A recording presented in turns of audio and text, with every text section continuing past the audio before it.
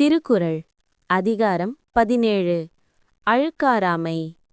திருக்குறளும் சனாதன தர்மமும் ஒன்றுதான் என்பதை உரிய ஆதாரத்துடன் நிரூபிக்கும் பதிவு. திருக்குறள் 161 ஒழுக்காராக கொள்க. அழுக்காரா நெஞ்சிய இழுக்காற்றின் நீங்கியான் ஆக்கம். விளக்கம். ஒருவன் தன் ஒழுக்க நெறியாக கொள்ள வேண்டியது எதுவென்றால் பிறரது வளர்ச்சியைக் கண்டு பொறாமைப்படாத அந்த மனநிலையைத்தான். பொறாமை என்ற குற்றத்திலிருந்து நீங்கியவனுடைய வாழ்வே மேன்மையான ஆக்கத்தை தரும். பகவத்கீதை 16.18 16.19. கண்ணன் அசுர குணங்களைப் பற்றி விவரிக்கும்போது பொறாமையை அசூயையை இவ்வாறு குறிப்பிடுகிறான். அஹங்கார பலம் தர்ப்பம் காமம் குரோதம் ச சம்ஸ்ரிதா மாம் ஆத்ம பரதேகேஷு பிரதிவிஷந்தோ அப்யசூயகா. விளக்கம். அகங்காரம், பலம், செருக்கு, காமம் மற்றும் கோபம் ஆகியவற்றில் மூழ்கியவர்கள் தங்களுக்குள்ளும் மற்றவர்களுக்குள்ளும் உறையும் என்னை, இறைவனை வெறுக்கிறார்கள். அவர்கள் மற்றவர்களின் நற்குணங்களைக் கண்டு பொறாமை, அசூயையை கொள்கிறார்கள். இந்த பொறாமை குணமே அவர்களை அதர்ம பாதையில் தள்ளுகிறது என்கிறான் கண்ணன். மகாபாரதம் வனப்பருவம் 312.106. யக்ஷ பிரஸ்னத்தில் யக்ஷன் தர்மரிடம் கேட்கிறான், உண்மையான தீராத நோய் எது? அதற்கு தர்மர் பதிலளிக்கிறார், லோபக வியாதிகி அனந்தகக. பொறாமையும் பேராசையும் கலந்த மனநிலையே ஒருவனுக்கு குணப்படுத்த முடியாத தீராத நோய். விளக்கம். பொறாமை என்பது வெளியிலிருந்து வரும் நோய் அல்ல, அது உள்ளிருந்தே ஒருவனை அரிக்கும் புற்றுநோய் போன்றது. இதிலிருந்து விடுபடுவதே உண்மையான ஆரோக்கியம் என்கிறது மகாபாரதம். ஒப்பீடு. திருக்குறள் மற்றும் சனாதன தர்மம். வள்ளுவர் இக்குறளில் ஒழுக்காறு, சரியான வழி என்ற சொல்லை பயன்படுத்துகிறார். சனாதன தர்மத்தில் ஒருவன் செய்யும் ஜபம், தவம் அல்லது தானமாகியவற்றை விட மற்றவர்கள் மீது பொறாமை கொள்ளாமல் இருக்கும் அனசூயை எனும் பண்பே உயர்ந்த ஒழுக்கமாக கருதப்படுகிறது. அழுக்காறு, பிறருடைய செல்வம் அல்லது சிறப்பைக் கண்டு மனம் பொறாமை இருப்பது. இது மனதை அசுத்தமாக்கும் சித்தம். இழுக்காற்றின் நீங்கியான். இந்த பொறாமை எனும் இழுக்கிலிருந்து நீங்கியவனே சனாதன தர்மம் சொல்லும் நிர்மத்சர என்னும் பொறாமையற்ற நிலையை எய்துகிறான். பிறர் இன்பத்தைக் கண்டு மகிழ்வதே யோக நெறி. மற்றவர் வளர்ச்சியில் தன் வளர்ச்சியை பார்ப்பதே வள்ளுவம் மற்றும் சனாதனம் காட்டும் ஒழுக்காறு ஆகும். திருக்குறள் 162 விழுப்பேற்றின் அஃதொப்பது இல்லையார் மாட்டும் அழுக்காற்று இன்மை பெறின். விளக்கம். யாரிடத்திலும் பொறாமை கொள்ளாத பண்பை பெற்றால் ஒருவன் அடையக்கூடிய மேலான பேறுகளில், சிறந்த லாபங்களில் அதற்கு இணையானது வேறொன்றும் இல்லை. பகவத்கீதை 9:1. கண்ணன் அர்ஜுனனுக்கு மிக இரகசியமான ஞானத்தை உபதேசிக்கத் தொடங்கும் முன் அவனிடம் இருக்கும் ஒரு தகுதியை குறிப்பிடுகிறான். இதம் துதே குஹ்யதமம் பிரவக்ஷ்ராம் யனசூயவே ஞானம் விஜ்ஞான சகிதம் யத் ஞாத்வா மோக்ஷ்யசே சுபாத். விளக்கம். அர்ஜுனா, நீ பொறாமையற்றவன், அனசூயவே. அதனால் உனக்கு இந்த இரகசியமான ஞானத்தை உபதேசிக்கிறேன். சனாதன தர்மத்தின்படி ஒருவன் இறைவனை அடையவோ அல்லது உயர்ந்த அறிவை பெறவோ தேவையான மிக உயரிய தகுதி பொறாமையின்மை ஆகும். மகாபாரதம் சாந்தி பர்வம் 162.24. அனசூயக பரமோ தர்மக ச சத்யமிதி ஸ்ருதம் அனசூயுஹு அநாயாசம் சுகம் அக்ஷயமஷ்ணுதே. விளக்கம். பொறாமை கொள்ளாதிருப்பதே மிக உயர்ந்த தர்மம். அதுவே உண்மையான சத்தியம். பொறாமையற்றவன் மன உளைச்சலின்றி என்றும் அழியாத பேரின்பத்தை அடைகிறான் என்கிறது விதுலவீதி. ஒப்பீடு. திருக்குறள் மற்றும் சனாதன தர்மம். வள்ளுவர் இக்குறளில் விழுப்பேறு என்ற பெரிய லாபம் அல்லது பேறு என்ற சொல்லை பயன்படுத்துகிறார்.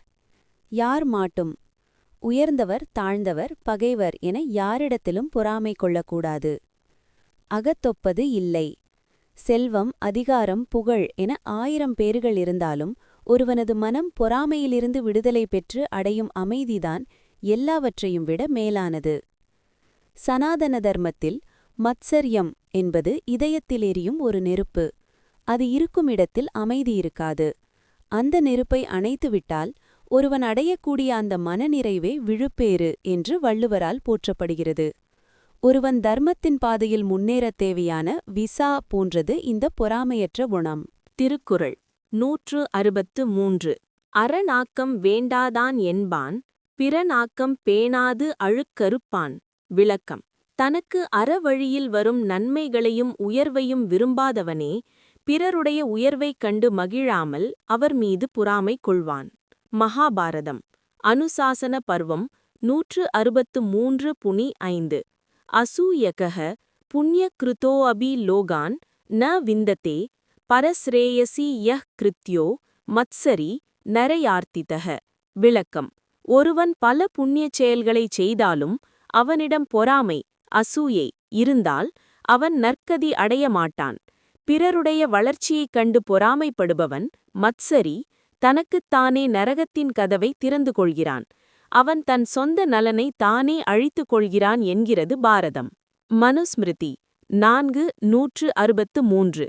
நாஸ்திக்யம் வேத நிந்தாம்ச தேவதானாம்ச குத்சனம் த்வேஷம் தம்பம்ச மானம்ச குரோதம் தைக்ஷண்யம்ச வர்ஜயேத். விளக்கம்: கடவுள் மறுப்பு, வேத நிந்தை இவற்றுடன் சேர்த்து பிறர் மீது கொள்ளும் பொறாமை மற்றும் வெறுப்பு, துவேஷம் ஆகியவற்றை ஒருவன் கைவிட வேண்டும். இவற்றைச் செய்பவன் அறவழியில் இருந்து விலகியவன் ஆகிறான் என்கிறது ஸ்மிருதி. ஒப்பீடு: திருக்குறள் மற்றும் சனாதன தர்மம். வள்ளுவர் இக்குறளில் ஒரு விசித்திரமான உண்மையே சொல்கிறார்.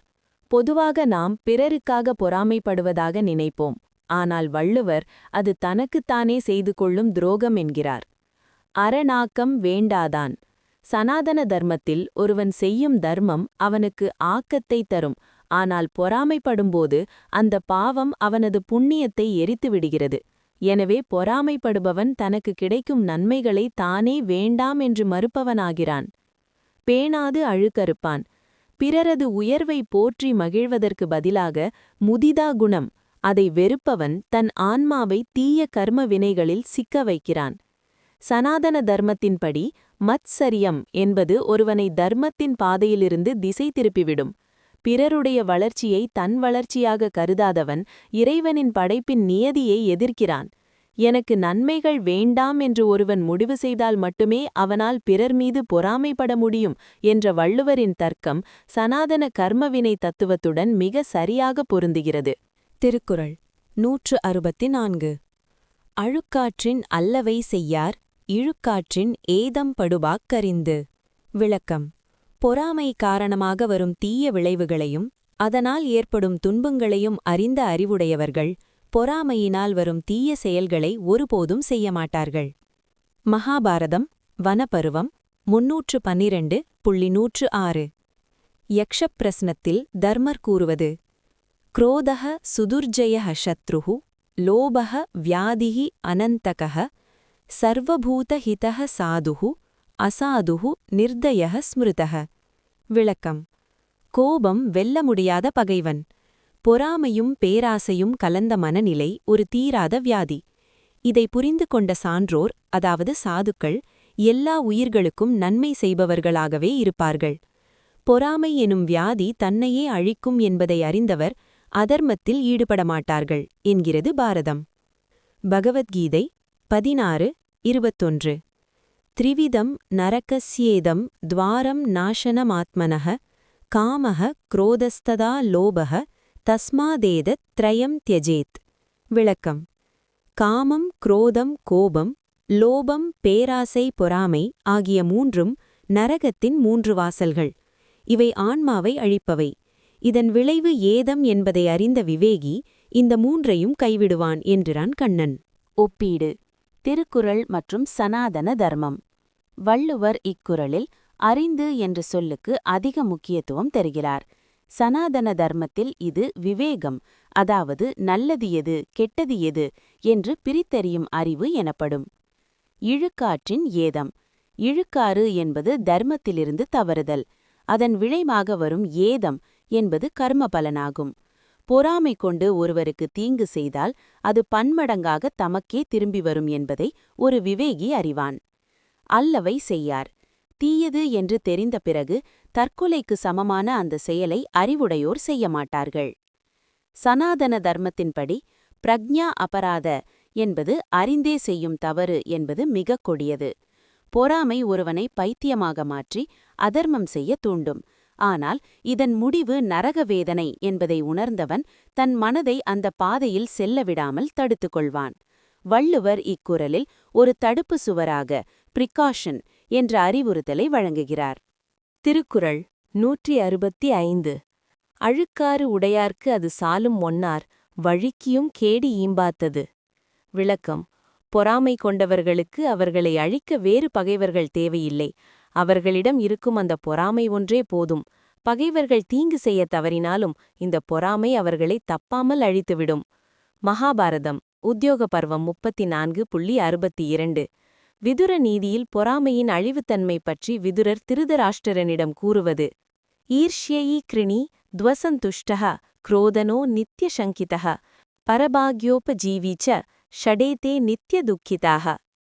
விளக்கம்: பொறாமைப்படுபவன், பிறரை வெறுப்பவன், எதிலும் திருப்தியில்லாதவன், கோபக்காரன், எப்போதும் சந்தேகப்படுபவன், பிறருடைய செல்வத்தில் வாழ நினைப்பவன், இந்த 6 குணமுடையவர்கள் எப்போதும் துக்கத்திலேயே இருப்பார்கள். இதில் ஈர்ஷ்யா பொறாமை கொண்டவனுக்கு வெளியிலிருந்து யாரும் துன்பம் தர தேவையில்லை. அவனது மனமே அவனை தின்றுவிடும் என்கிறது பாரதம். ஸ்ரீமத் பாகவதம் 4:3-21. தக்ஷன் செய்த யாகத்திற்கு சென்றபோது பொறாமையினால் வரும் அழிவைப் பற்றி சிவனடியார்கள் குறிப்பிடுவது: யதானு மந்துக்கம் சர்வம் ததா பிந்துஞ்ச நாரத பரஸ்ரேயோ விதுஷः சாதுஹு நஹி ஈர்ஷ்யேத் மத்சரி யதா. விளக்கம்: பிறருடைய உயர்வைக் கண்டு பொறாமைப்படுபவன் மத்சரி, எரியும் நெருப்பில் விழுந்த பூச்சியைப் போன்றவன். அந்த பொறாமை தீயானது அவனது உடல், மனம் மற்றும் புண்ணியம் ஆகிய 3ஐயும் ஒரே நேரத்தில் எரித்து சாம்பலாக்கிவிடும். ஒப்பீடு திருக்குறள் மற்றும் சனாதன தர்மம். வள்ளுவர் இக்குறளில் அது சாலும், அதுவே போதும் என்ற சொல்லை பயன்படுத்தி பொறாமையின் வீரியத்தை சுட்டிக்காட்டுகிறார். ஒன்னார் வழுக்கியும்.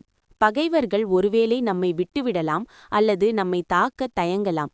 ஆனால் பொறாமை எனும் உட்பகை ஒருபோதும் ஓய்வெடுப்பதில்லை. கேடு ஈம்பாது. பகைவர் செய்ய நினைக்காத கேடுகளை கூட இந்த பொறாமை ஒருவனுக்கு கொடுத்துவிடும்.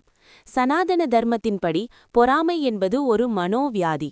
இது இரத்த அழுத்தம், தூக்கமின்மை மற்றும் மனச்சிதைவை உண்டாக்கும். துரியோதனன் பாண்டவர்களின் செல்வத்தைக் கண்டு பொறாமைப்பட்டதால்தான் அவனிடம் அஸ்தினாபுரமே இருந்தும் அவன் நிம்மதியின்றி தவித்தான். அவனது அழிவுக்கு பீமனோ அர்ஜுனனோ காரணமாவதற்கு முன்னரே அவனது பொறாமை அவனை அழிவு பாதைக்கு இட்டுச் சென்றது. இதையே வள்ளுவர் அது சாலும் என்று மிக அழகாக கூறுகிறார். திருக்குறள் 166. கொடுப்பது அழுக்கறுப்பான் சுற்றம் உடுப்பதுவும் உண்பதுவும் இன்றி கெடும்.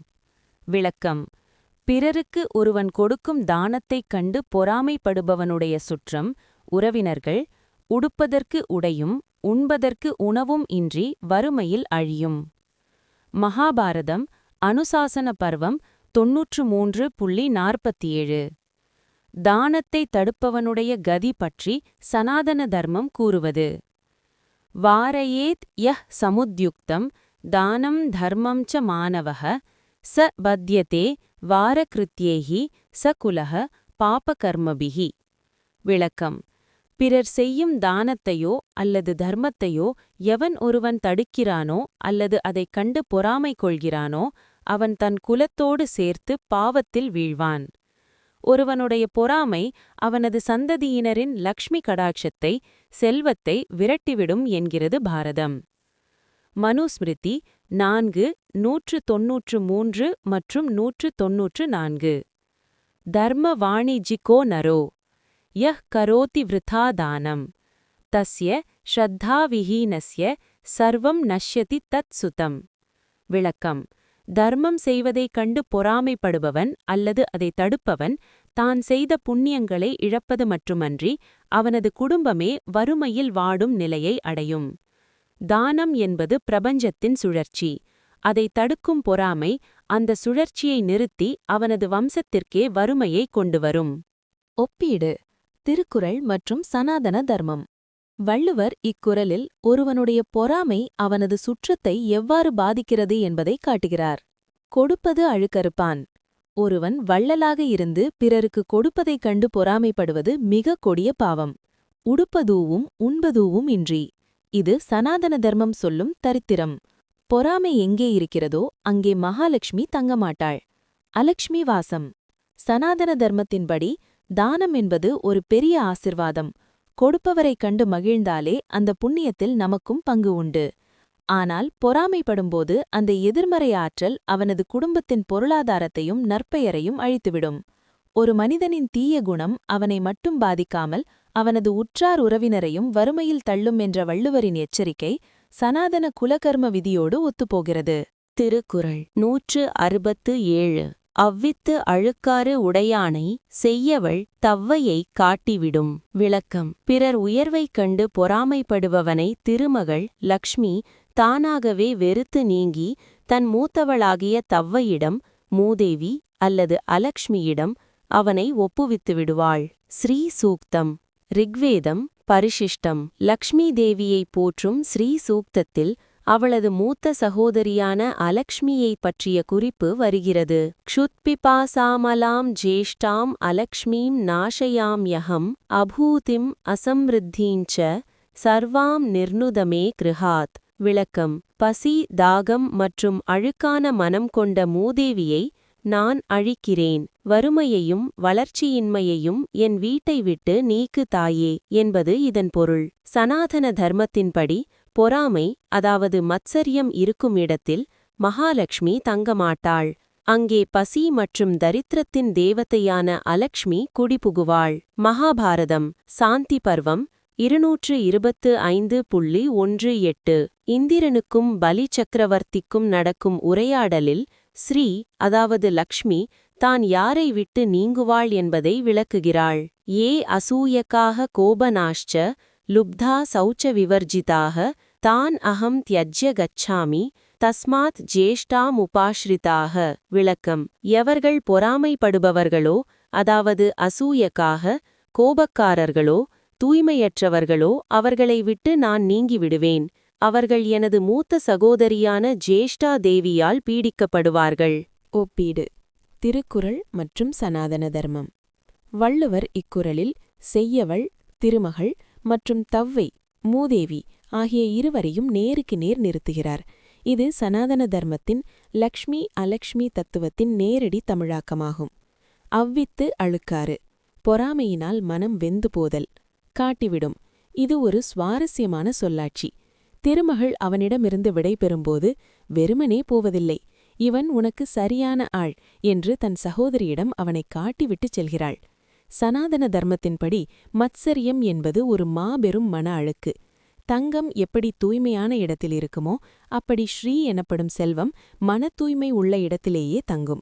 பொறாமை கொண்டவனின் மனம் அழுகிப் போவதால் அங்கே லக்ஷ்மிக்கு இடமில்லாமல் போகிறது. தரித்திரம், தவ்வை அவனை ஆட்கொள்ளும் என்ற வள்ளுவரின் எச்சரிக்கை சனாதன பொருளாதார மற்றும் ஆன்மீக விதியாகும். திருக்குறள் 168.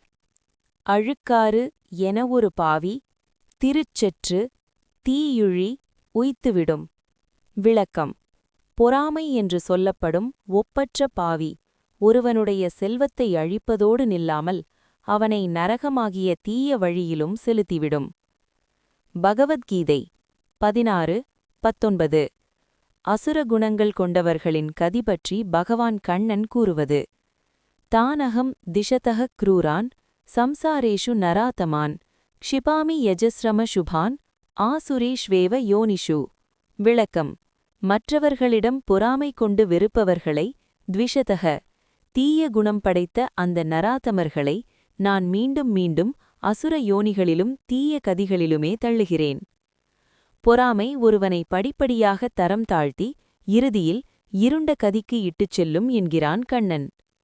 மகாபாரதம் அனுசாசன பருவம் 104:14.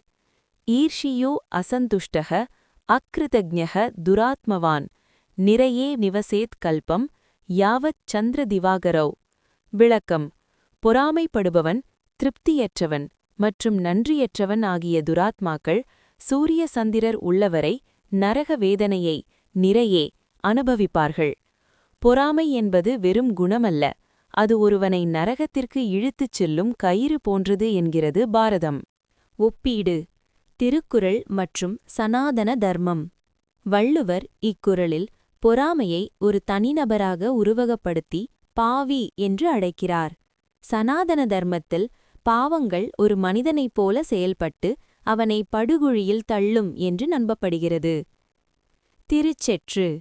திரு என்றால் செல்வம், அதாவது லக்ஷ்மி கடாட்சம். பொறாமை முதலில் ஒருவனிடம் இருக்கும் செல்வத்தையும் அமைதியையும் அழிக்கும். தீயுழி உய்த்துவிடும். தீயுழி என்பது நரகத்தை குறிக்கும். இது சனாதன தர்மம் சொல்லும் நரக யோனி. சனாதன தர்மத்தின்படி ஒரு பாவம் செய்தால் அதற்கு ஒரு தண்டனை உண்டு.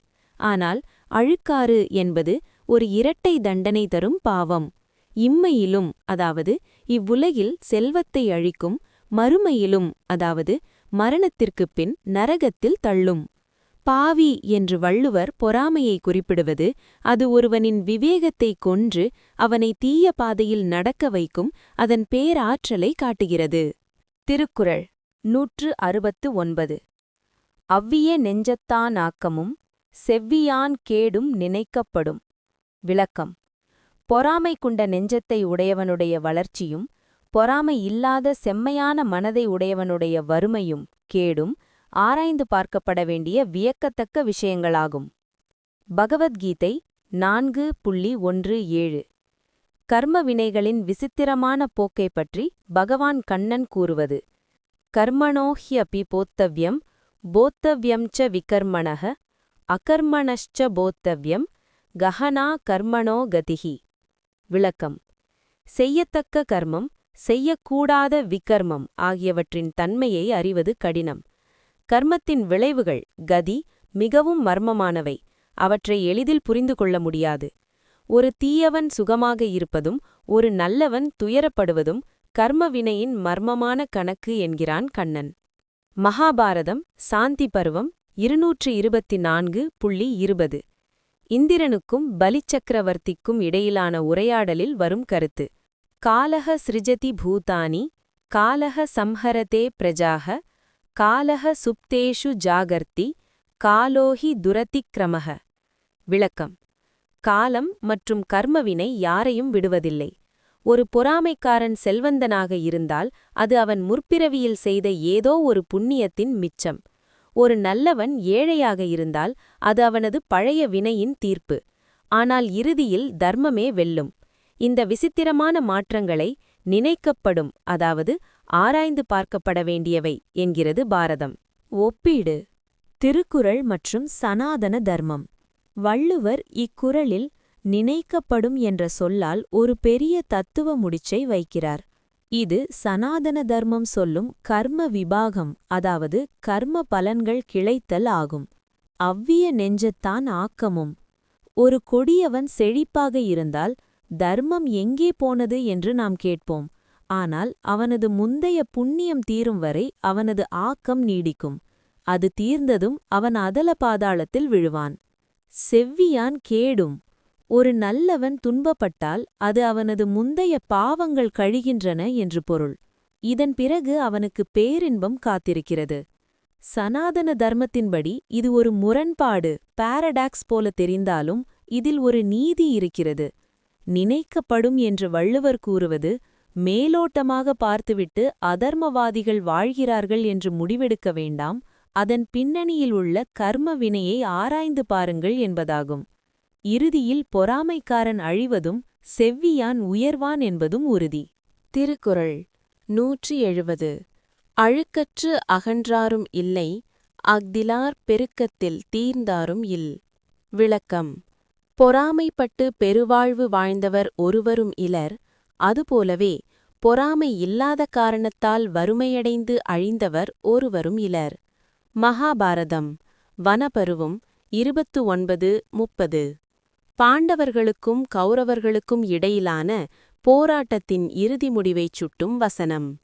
யதோ தர்மஹ ததோ ஜயஹ ந மத்சரி சுகம் விந்ததி ந ச சத்யாதிகः க்ஷயம். விளக்கம்: எங்கே தர்மம் இருக்கிறதோ அங்கே வெற்றி இருக்கும். பொறாமை கொண்டவன் ஒருபோதும் நிலையான சுகத்தை அடைய முடியாது. அதே சமயம் சத்தியத்திலும் தர்மத்திலும் நிலைத்திருப்பவன் ஒருபோதும் அழிவதில்லை. துரியோதனனின் பொறாமை அவனது பேரரசை அழித்தது. பாண்டவர்களின் பொறாமையற்ற தர்மம் அவர்களை மீண்டும் அரியணையில் ஏற்றியது என்கிறது பாரதம். ஸ்ரீமத் பாகவதம் 4:3-23. ந வித்யதே யஸ்ய மத்சரஹ சதா சர்வாத்மனா ஹரிஹி தஸ்யைவ சர்வபூதானாம் தயா பவதி நாரதா. விளக்கம்: எவனிடம் பொறாமை இல்லையோ அவனிடம் இறைவன் ஹரி எப்போதும் உறைகிறான். அவனுக்கு பிரபஞ்சத்தின் அனைத்து சக்திகளும் துணையாக நிற்கும். பொறாமை இல்லாதவன் தற்காலிகமாக சோதனைகளை சந்தித்தாலும் இறுதியில் அவன் அடையும் பெருக்கம், அதாவது உயர்வு, நிலையானது என்கிறது பாகவதம். ஒப்பீடு: திருக்குறள் மற்றும் சனாதன தர்மம். வள்ளுவர் இந்த அதிகாரத்தை ஒரு வரலாற்று மற்றும் தார்மீக சான்றுடன் முடிக்கிறார். அழுக்கற்று அகன்றாரும் இல்லை. அகல்தல் என்றால் விரிவடைதல் அல்லது பெரிய நிலையை அடைதல். பொறாமை கொண்ட ஒருவன் தற்காலிகமாக முன்னேறுவது போல தெரிந்தாலும் அவன் அகன்றான் என்று, பெரிய நிலையை அடைந்தான் என்று சொல்லும் அளவுக்கு வரலாறு இருந்ததில்லை. அவனது வீழ்ச்சி நிச்சயம். பெருக்கத்தில் தீர்ந்தாரும் இல். பெருக்கம் என்பது செல்வம், சீர்மை. பொறாமைப்படாத ஒருவன் அதன் காரணமாகவே தன் செல்வத்தை இழந்து அழிந்ததாக சரித்திரம் இல்லை. சனாதன தர்மத்தின்படி இதுவே ரிதம், பிரபஞ்ச ஒழுங்கு. பொறாமை என்பது எதிர்மறை ஆற்றல். அது தன்னைத்தானே அழித்துக் கொள்ளும். பொறாமை இன்மை என்பது நேர்மறை ஆற்றல். அது இறைவனின் அருளை ஈர்க்கும். இல்லை மற்றும் இல் என்று வள்ளுவர் அடித்துக் கூறுவது இது எக்காலத்திற்கும் மாறாத ஆன்மீக விதி என்பதை உறுதிப்படுத்துகிறது. இதன் மூலம் அழுக்காராமை அதிகாரம் முழுமை பெற்றது. திருக்குறளின் அழுக்காராமை அதிகாரம் சனாதன தர்மத்தின் அரிஷட்வர்க்கம் என்ற தத்துவத்தில் சொல்லப்படும் மத்சரியம் என்ற நச்சு வேரை அறுக்கும் ஒரு தார்மீக வழிகாட்டியாகும். இவ்வதிகாரம் எவ்வாறு ஒரு மனிதனை அழுக்கற்ற நிர்மத்சர நிலைக்கு உயர்த்துகிறது என்பதை குறித்த தொகுப்பு கட்டுரை இதோ. திருக்குறளின் அழுக்காராமை. சனாதன தர்மத்தின் மத்சரியம் நீக்கும் மனத்தூய்மை. சனாதன தர்மம் மனித மனத்தை ஒரு போர்க்களமாக கருதுகிறது. அங்கே காமம், குரோதம், லோபம், மோகம், மதம் ஆகியவற்றோடு 6வது பகையாகத் திகழ்வது மத்சரியம். பிறருடைய உயர்வைக் கண்டு சகிக்க முடியாமல் தன் மனத்தை வருத்திக் கொள்ளும் இந்த இழிநிலையை வள்ளுவர் அழுக்காறு என்று பெயரிட்டு சாடுகிறார். 1. அசூயை. ஆன்மீக பாதையின் தடை. சனாதன தர்மத்தின்படி ஒருவன் எவ்வளவு பெரிய தவம் செய்தாலும் அவனிடம் பொறாமை இருந்தால் அந்த தவம் பலிக்காது. பகவத்கீதையில் கண்ணன் அர்ஜுனனை அனசூயவே என்று அழைத்தே ஞானத்தை உபதேசிக்கிறான். வள்ளுவர் இதையே விழுப்பேற்றின் தொப்பது இல்லை யார் மாட்டும் அழுக்காற்றின்மை பெறின் என்று கூறுகிறார். பொறாமையற்ற நிலையை விட பெரிய லாபம் ஒரு மனிதனுக்கு வேறில்லை என்பது சனாதன உண்மையாகும். 2. மத்சரியம். தன்னைத்தானே அழிக்கும் தீ. பொறாமை கொண்டவனுக்கு வெளியிலிருந்து பகைவர்கள் தேவையில்லை. அவனது மனமே அவனைக் கொன்றுவிடும். குறள் 165. சனாதன தர்மம் இதை ஆத்மஹதி என்கிறது. துரியோதனன் இதற்கு சிறந்த உதாரணம். பாண்டவர்கள் இராஜசூய யாகம் செய்து செல்வாக்கோடு இருந்ததைக் கண்டு துரியோதனன் அந்த எரியும் மனநிலையிலேயே தன் அழிவை தேடிக்கொண்டான்.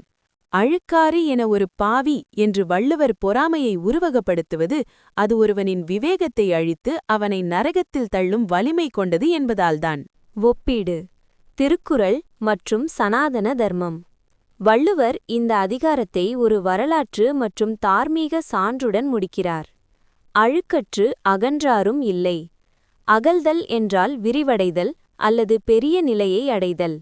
பொறாமை கொண்ட ஒருவன் தற்காலிகமாக முன்னேறுவது போல தெரிந்தாலும் அவன் அகன்றான் என்று, பெரிய நிலையை அடைந்தான் என்று சொல்லும் அளவுக்கு வரலாறு இருந்ததில்லை. அவனது வீழ்ச்சி நிச்சயம். பெருக்கத்தில் தீர்ந்தாரும் இல். பெருக்கம் என்பது செல்வம், சீர்மை. பொறாமைப்படாத ஒருவன் அதன் காரணமாகவே தன் செல்வத்தை இழந்து அழிந்ததாக சரித்திரம் இல்லை. சனாதன தர்மத்தின்படி இதுவே ரிதம், பிரபஞ்ச ஒழுங்கு. பொறாமை என்பது எதிர்மறை ஆற்றல். அது தன்னைத்தானே அழித்துக் கொள்ளும். பொறாமை இன்மை என்பது நேர்மறை ஆற்றல். அது இறைவனின் அருளை ஈர்க்கும். இல்லை மற்றும் இல் என்று வள்ளுவர் அடித்துக் கூறுவது இது எக்காலத்திற்கும் மாறாத ஆன்மீக விதி என்பதை உறுதிப்படுத்துகிறது. இதன் மூலம் அழுக்காராமை அதிகாரம் முழுமை பெற்றது.